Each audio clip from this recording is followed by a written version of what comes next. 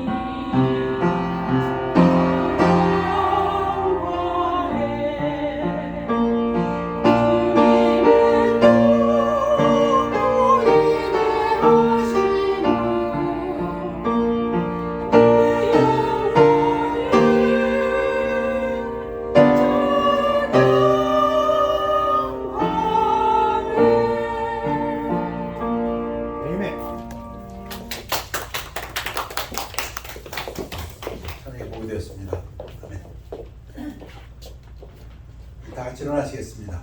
다 같이 일어나셔서 마태복음 13장 10절에서 13절 말씀 그리고 16절 말씀 교대로 봉독하시겠습니다. 제자들이 예수께 나와 이르되 어찌하여 그들에게 비유로 말씀하시나이까?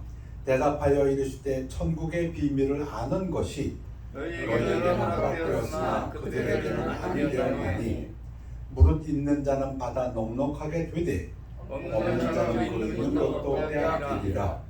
그러므로 내가 그들에게 비유로 말하는 것은 그들이 보아도 보지 못하며 들어도 듣지 못하며 깨닫지 못함이니라. 그러나 너희 눈은 봄으로 너희 귀는 들음으로 복이 있도다. 말씀 선포를 위해 기도하겠습니다. 보고 들을 수 있는 특권 주신 하나님께 감사드립니다. 말씀 선포를 통해서 이 예배 시간을 통해서 또한 듣는 귀가 되고 보는 눈이 될 수 있도록 말씀을 전하는 자와 듣는 자들을 축복하여 주시옵소서. 감사드리며 예수 그리스도 이름으로 기도하옵나이다. 아멘. 앉으시기 바랍니다. 예수님께서 가르치시는 비유들, the parables taught by Jesus. 비유라는 말, 이야기, 지규, 은유라고 할 수 있는데요.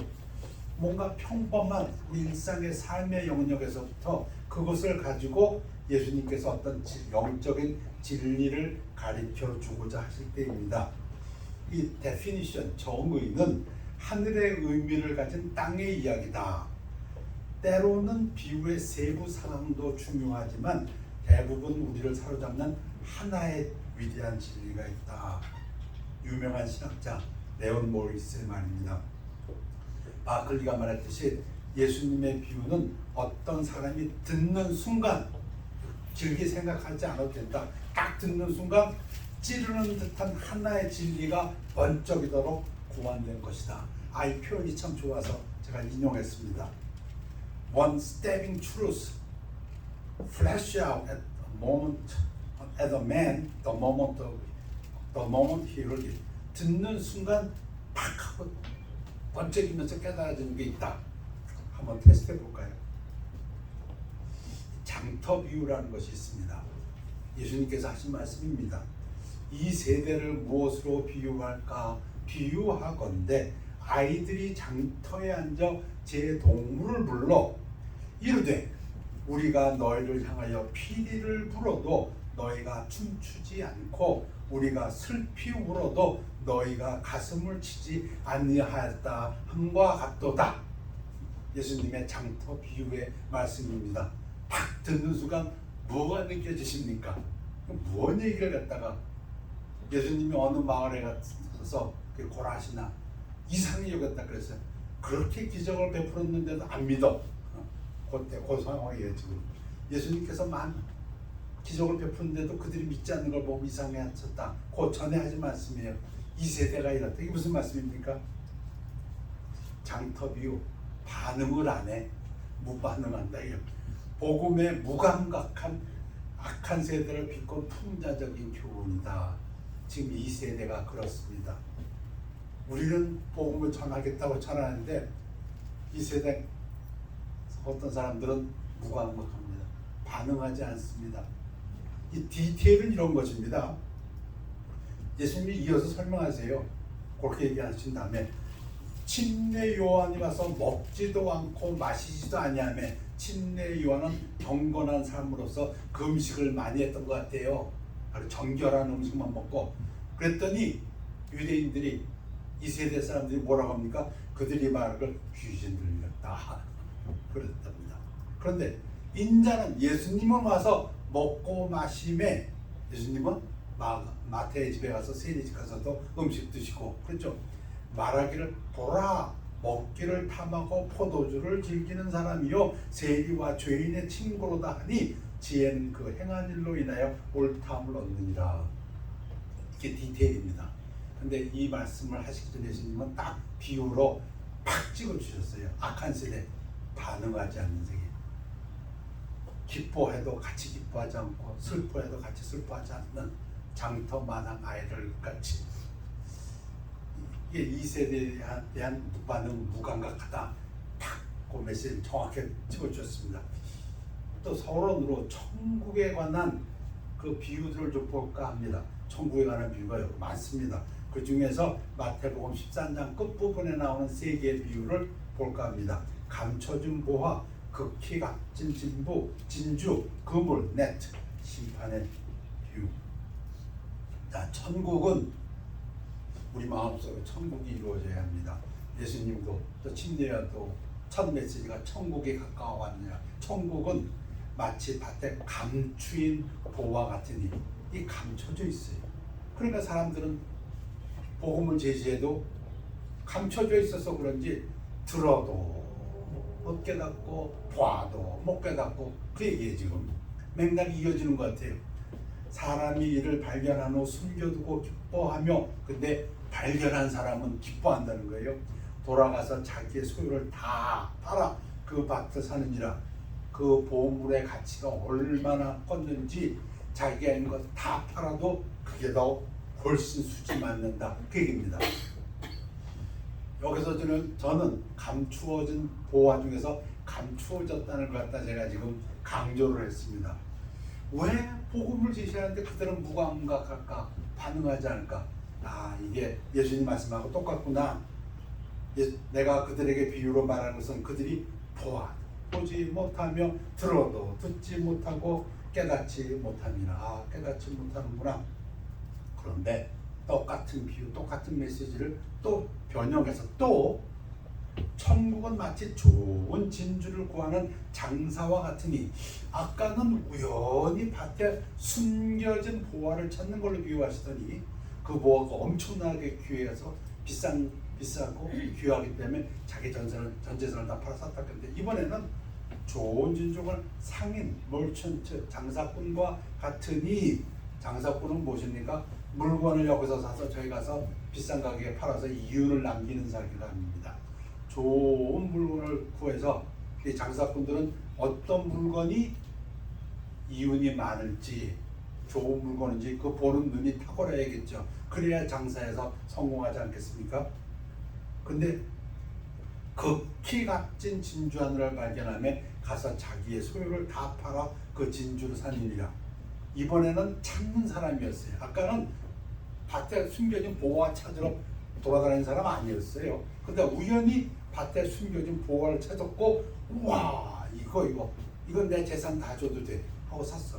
근데 이번에는 찾는 사람이었어요. 어떤 진주를 사야 내가 가장 큰 이익을 볼까? 그런데 진짜 값진 진주 하나를 발견하니까 자기의 소유를 다 팔아. 그래도 그게 남는 장사다. 올인하는 거죠.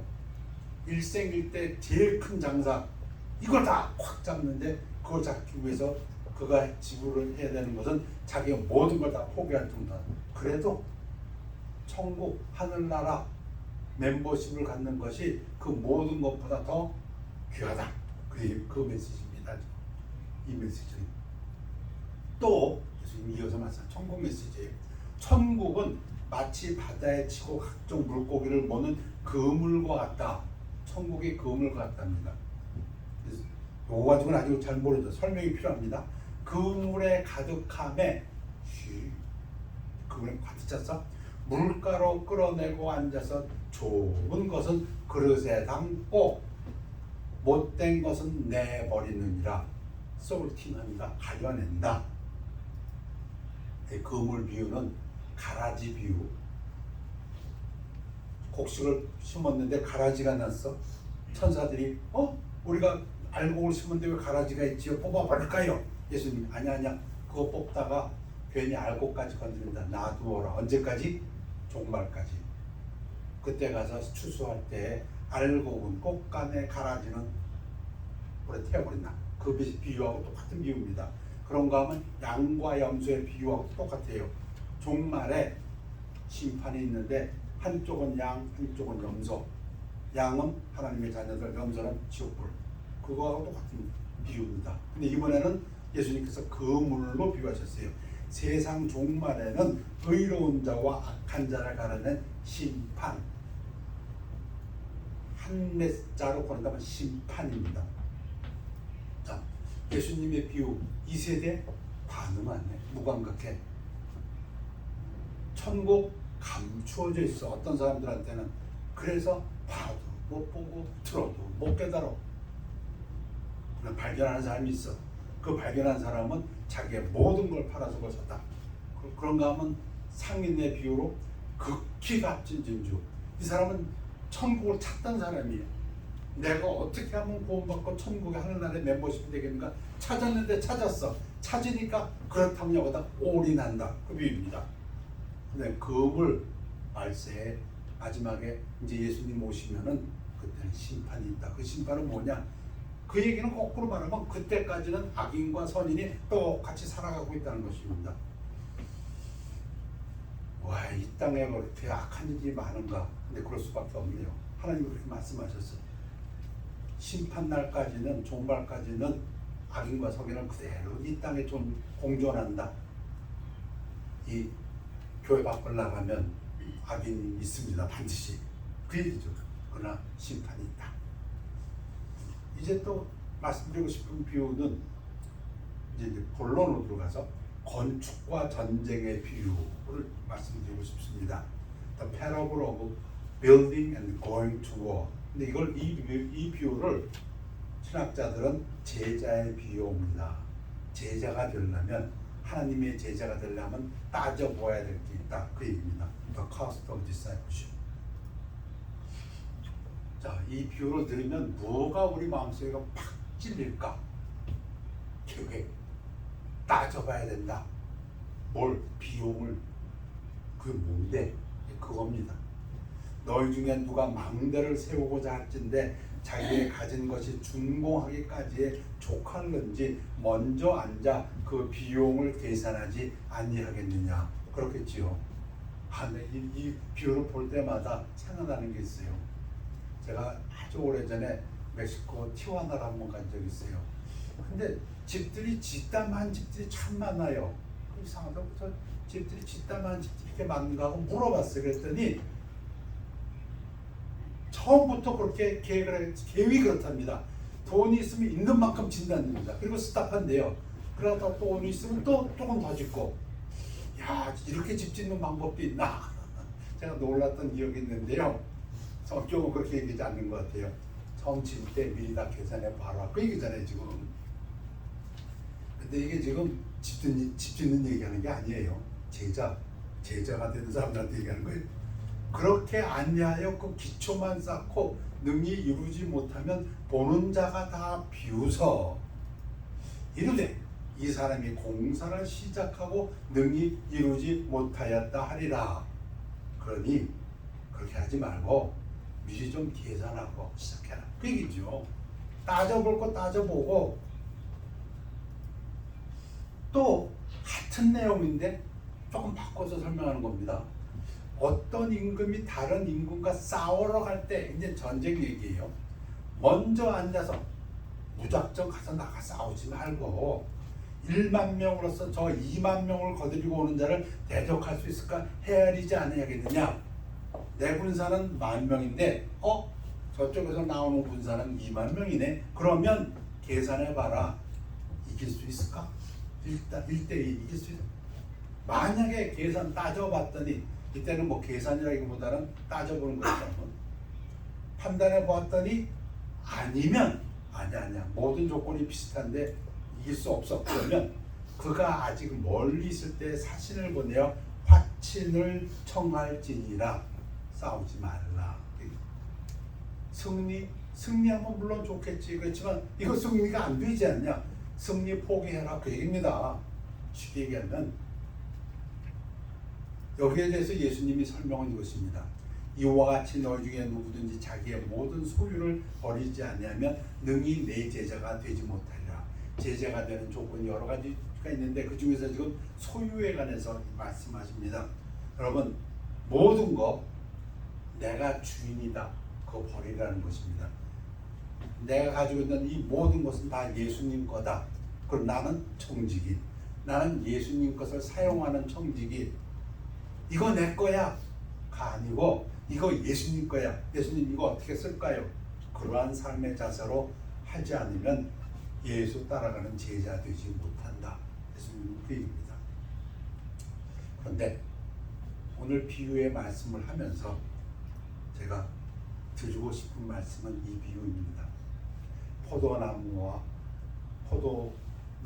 가지 비유, The parable of the vine and the branches. 여러분 잘 아시는 비유입니다. 오늘 비유 다 들어보셨던 비유고요. 자, 나무를 예수님이라 그랬고 가지는 성도들이라 그랬고 거기 열매가 나는데 그게 하나님께서 영광 받으시는 거죠. 그러면 농부는 누구라고요? 하나님 아버지. 그러니까 여기 지금 하나님 아버지가 계시고 예수님이 계시고 그다음에 가지 성도들이 있고 열매. 이 열매는 사실은 성령의 열매라고 하면 여기 성령님도 나타나죠. 그러니까 이 비유에는 하나님 아버지, 예수 그리스도, 성령님 그리고 우리 다 나타납니다. 여러분 잘 아시죠? 여러분 들어보셨지 않습니까? 나는 참 포도나무요 내 아버지 하나님은 농부라.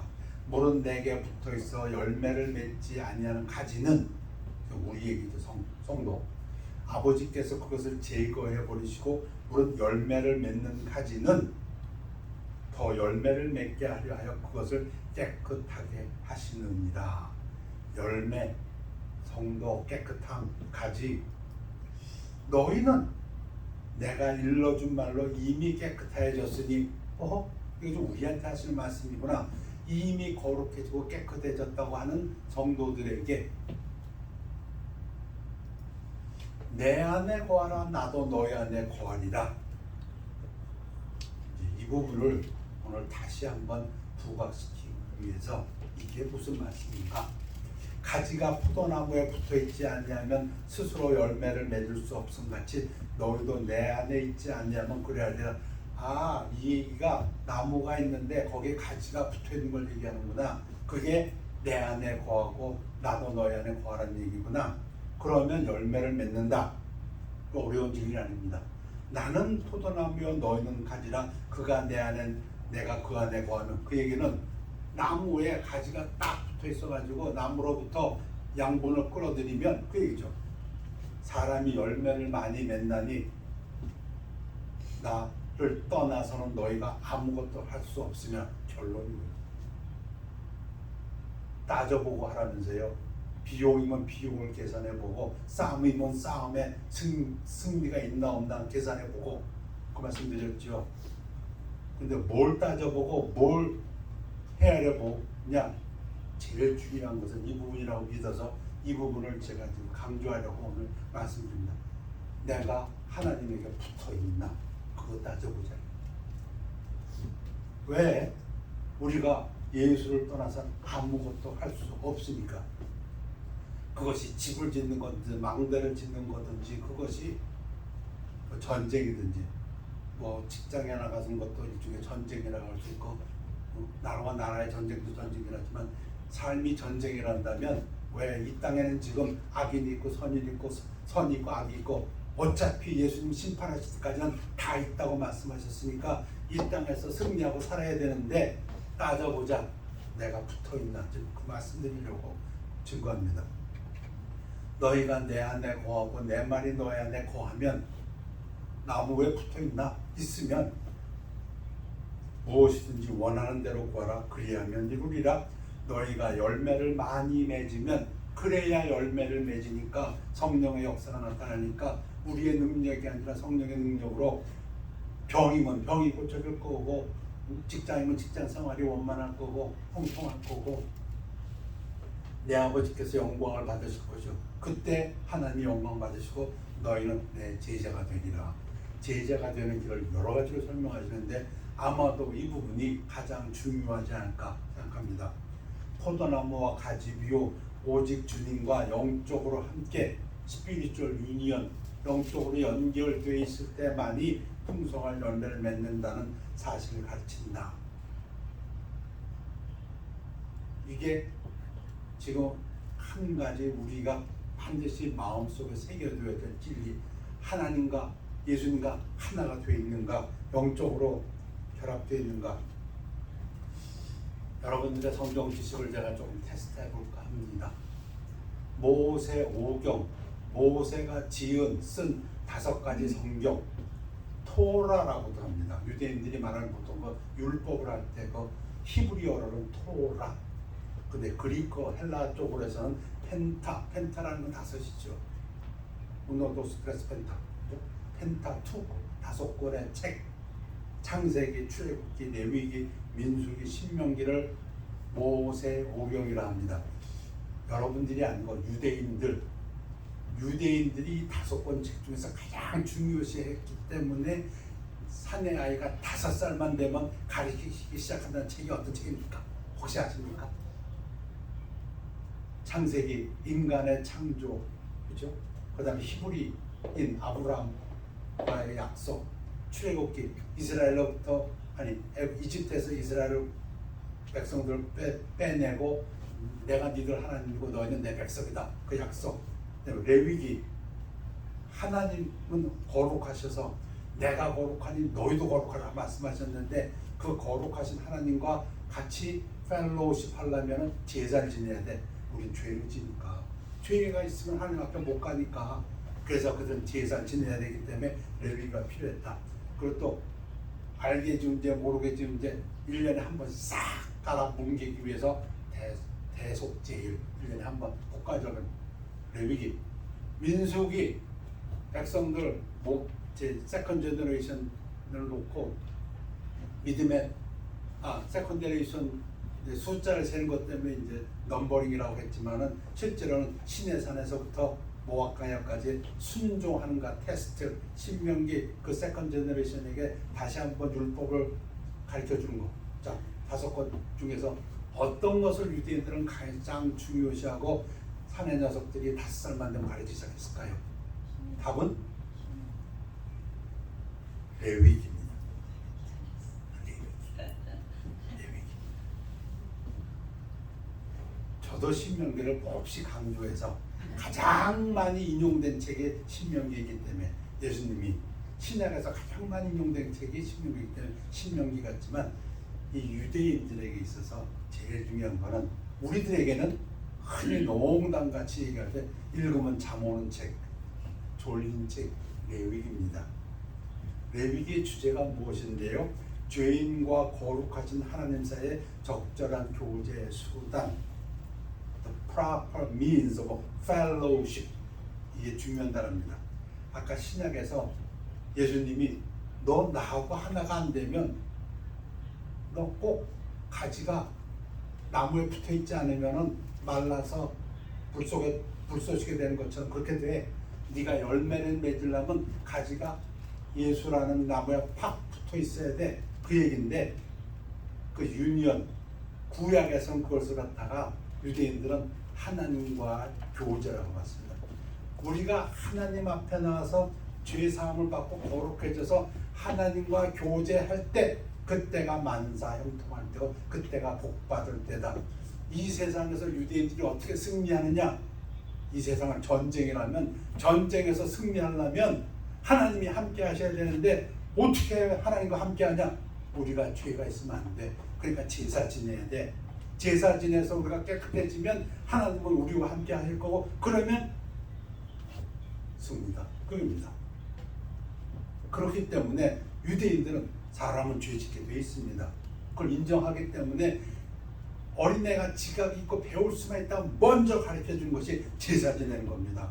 너 제사 지내야 돼. 그래야 너 죄가 깨끗해져. 그래야 하나님이 너와 함께 하셔. 그러면 너는 승리자가 돼. 그겁니다. 근데 똑같은 진리가 사도 요한도 얘기합니다.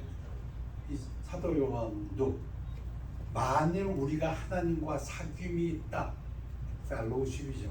하고 어둠에 행하면 그건 죄지면 거짓말을 하고 진리를 행하지 아니하거니와 하나님이 빛 가운데 계신 것 같이 우리도 빛 가운데 행하면 그러니까 우리가 빛 가운데 행해야지요. 우리가 서로 사귐이 있고 그래야 하나님과 사귐이 있다. 나무가지에 나무에 가지가 붙어 있는 거 언제 빛 가운데 행할 때 그 아들 예수의 피가 우리를 모든 죄에서 깨끗하게 하실 것이요. 그런데 만일 우리가 죄가 없다고 말하면 스스로 속이고 또 진리가 우리 속에 있지 아니할 것이요. 이게 무슨 얘기? 나 죄 없는데 그건 너 거짓말쟁이다 그 얘기입니다. 여러분 깜깜한 데 있어 보십시오. 뭐가 묻었는지 잘 안 보입니다. 세상 사람들을 저는 그렇게 비유합니다. 당신 죄인이요 하면 화부터 내면 내가 뭘 잘못했어? 안 보이니까. 아까 예수님 말씀하고 똑같아요. 들어도 못 깨닫고 봐도 못 깨달으니까 안 보이니까 모르죠. 그러나 빛 가운데로 나오면 보입니다. 밝은 빛에 나오면 나올수록 자기의 조그마한 흠집도 보입니다. 좀 그 얘기입니다. 빛 가운데서 우리가 살게 되면 우리는 저절로 우리가 죄인이라는 걸 누가 얘기 안 해도 깨닫게 된다. 만일 우리가 구원받은 성도입니다. 범죄하지 아니하였다면 하나님을 거짓말하는 이로 만드는 것이니 또한 그의 말씀이 우리 속에 있지 아니하니라. 만일 우리가 죄를 자백하면 이게 레위기로 치면은 제사 지내면 그 얘기입니다. 지금 왜 레위기를 가장 중요시 했는가? 하나님하고 사귀어야 되는데 하나님은 거룩하시고 우리는 죄가 있으니 제사 지내야 된다. 똑같은 얘기를 지금 신약에서 사도 요한은 얘기합니다. 우리가 죄를 자백해야 된다. 그는 미쁘시고 의로사 우리 죄를 사하시며 우리를 모든 불의에서 깨끗하게 하실 것이요. 레위기식으로 말하면 그때 하나님과의 교제가 이루어지고, 예수님 포도나무의 비유로 얘기하면 그때가 우리가 우리의 죄를 자백할 때가 우리가 나무에서 가지가 붙어 있어서 하나님의 양분을 끌어들여서 그 얘기입니다. 오늘 예수님의 비유를 말씀드렸습니다. 이 세대 어떤 세대라고요? 반응을 안 해. 무감각해. 왜? 봐도 모르겠고 들어도 모르겠으니까. 이 무감각한 사람들 갖다가 어떻게 감각을 깨워줄까요? 저는 그 해답이 예배라고 봅니다. 왜? 예배를 통해서 하나님과의 접촉되는 그 영적인 교제가 있어야 이들도 반응하기 시작한다고 믿습니다. 천국이 어떻다고요? 감추어져 있어요. 안 믿는 사람에게는. 그것도 특권이 있어야지만, 영적인 특권이 있어야지만 그들을 보게 됩니다. 그러나 어떤 사람들은, 하나님의 자녀들은 찾는 사람들이 있죠. 그런 사람들에게는 극히 값진 짐이에요. 그들은 모든 것을 다 희생하더라도 예수님 말씀처럼 내가 모든 것 다 하나님 거다. 나는 이제 청지기의 삶을 살겠다. 이런 사람이죠. 지금 이 세대 악과 산이 똑같이 있습니다. 언제까지? 심판날까지. 그물의 비유였고 가라지의 비유였고 양과 염소의 비유였습니다. 그런데 우리 믿으려고 하는 사람들에게 예수님 말씀하시기를 건축과 전쟁의 비유 얘기합니다. 따져봐라, 계산해봐라, 생각해봐라. 뭘 생각해보고 뭘 준비해야 되느냐. 오늘 말씀은 결론은 포도나무와 가지입니다. 예수님과 연합되어야 됩니다. 연합되는 거 구약에서는 제사를 강조했고 신약에서는 예배입니다. 예배를 통해서, 그렇다면 이렇게도 생각할 수 있습니다. 예배를 통해서 우리가 살았구나. 예배를 통해서 저들을 살리자. 이런 결론도 나옵니다. 로마서 12장 1절, 이거 암송 구절인데 참 이 구절이 귀하다 하는 생각을 들었습니다. 그러므로 형제들아, 구원받은 성도, 형제 자매에게 한 얘기입니다. 내가 하나님의 모든 자비하심으로 너희를 권하노니 너희 몸을 하나님이 기뻐하시는 거룩한 산 제물로, 제사입니다. 구약으로 치면은 그 뉘앙스가 그대로 들어오는 단어입니다. 하나님 앞에 나와서 제사를 지냈는데 그 뉘앙스입니다. 이는 너희가 드릴 영적 예배니라. 지금은 예배입니다. 신령과 진리로 드리는 예배를 통해서 우리가 하나님의 그 포도나무, 예수님의 포도나무에 붙어있는 살아있는 가지가 되는 것. 그래서 제가 한번 도표로 그려봤어요. 영적 예배를 통해서 예수님 말씀 그대로 포도나무와 가지 비유한다면 그것이 하나님께 영광이요 우리들에게는 많은 열매다. 성공하는 삶, 승리의 삶이다. 예수를 떠나서는 우리가 아무것도 할 수 없고, 예수님 말씀 그대로 비유한다면 너 말라 비틀어져서 불 속에 들어가고 만다. 그 얘기입니다. 이스라엘 역사를 보면 유대인들이 하나님을 버리고 우상 숭배하다가 바벨론에 패망해 버렸습니다. 패망할 때 난리가 났었죠. 선지자들이 여러 선지자가 나왔고, 그 중에 제일 유명한 선지자 예레미야, 이사야, 에스겔 이런 선지자, 다니엘 이런 대선지자들 그때 나왔죠. 그런데 하나님께서 미리 말씀하셨죠. 70년 포로 생활하고 70년 후에는 다시 회복시켜주마. 그래서 진짜 70년 후에 이스라엘이 다시 돌아왔습니다. 이스라엘 백성들이 바벨론 강가에 쫙 서서 노래 부르던 거, 그 보니엠 노래도 그런 내용가 있잖아요. 바벨론 강가에서 눈물을 흘렸다는 거. 돌아왔어요. 여러분 70년 포로 생활하다 돌아오면은 얼마나 기뻤을까? 영적으로 충만했겠죠. 그들이 뭘 했을까요? 뭐 했습니까? 성전을 지었어요. 이스라엘 역사를 보면 그들이 자기 집보다, 물론 학계 스가랴 그 선지자들의 그런 공고도 있지만 자기 집을 짓는 것보다 먼저 성전을 지었습니다. 왜? 제사를 지내야 되거든. 그 당시에 성전이라는 건 거기 제사 지내는 불구덩이 있고 물구덩이 있고 번제상 있고 제사를 지내야지.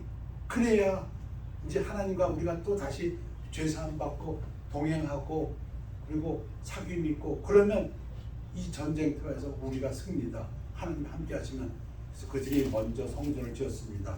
수룹바벨 성전입니다. 그런데 세월이 흘러가면서 어떻게 됐습니까?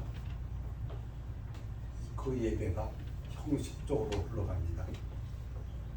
이제 예배 드려도 안 드려도 별 차이 없는 것 같으니까 형식적으로 흘러가니까 그때 마지막으로 말라기가 나와서 백성들에게 공고합니다. 예배 형식적으로 드리지 마라. 신령과 진리로 하나님 기뻐하시는 예배를 그래야 산다. 그러면서 말라기가 하는 공고의 말씀입니다. 내 이름을 경외하는 너에게는 공의로운 해가 떠올라서 치료하는 광선을 비추리니 너희가 나가서 외양간에서 나온 송아지같이 뛰리라. 예수님이 오시는 것이 더뎌지니까 무디어져 갑니다. 안 믿는 사람들은 무감각해지고 믿는 사람들도 예배가 정말 그 참된 신령과 진리의 예배에서부터 형식적으로 드리는 신용만한 그 예배 때 말라기 공고입니다. 아니다. 예수님의 말씀은 메시아는 곧 도래한다. 공의로운 해가 떠올라서 치료하는 광명을 비추리니. 기도하시겠습니다. 아버지 하나님, 어려울 때 참 예배를 회복해서 열매 맺는 사람이 됐고 하나님께 영광 돌리는 귀한 성도의 삶을 살 수 있도록 축복하여 주시옵소서. 예수님 말씀 그대로 예수를 떠나서는 우리가 아무것도 할 수 없다고 하셨사니 우리가 그 말씀을 믿고 예수님과 함께하고 예수님과 살기를 원합니다. 그를 위해서 늘 회개와 감사로 드리는 신령한 예배를 드릴 수 있도록 축복하여 주시옵소서. 영적 예배를 드릴 수 있도록 축복하여 주시옵소서. 감사드리며 예수 그리스도의 이름으로 기도했사옵나이다. 아멘. 149장 찬양하시겠습니다.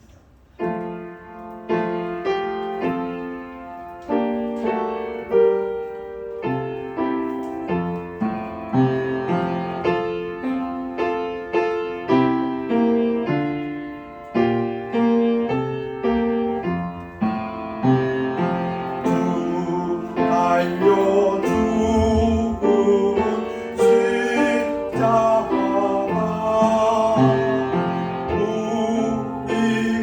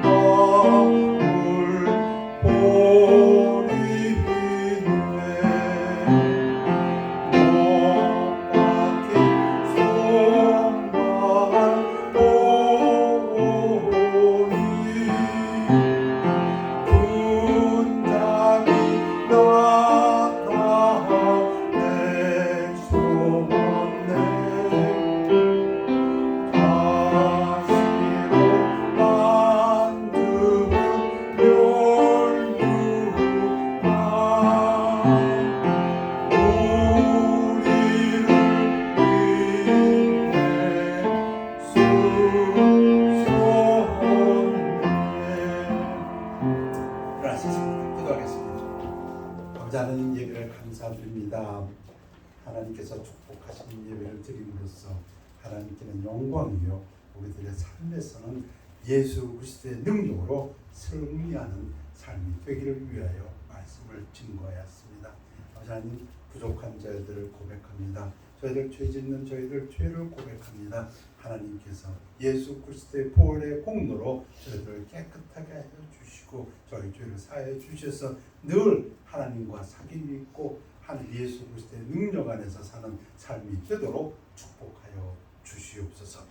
감사드리며 예수 그리스도 이름으로 기도했사옵나이다. 아멘. 회개기도 결단의 시간입니다.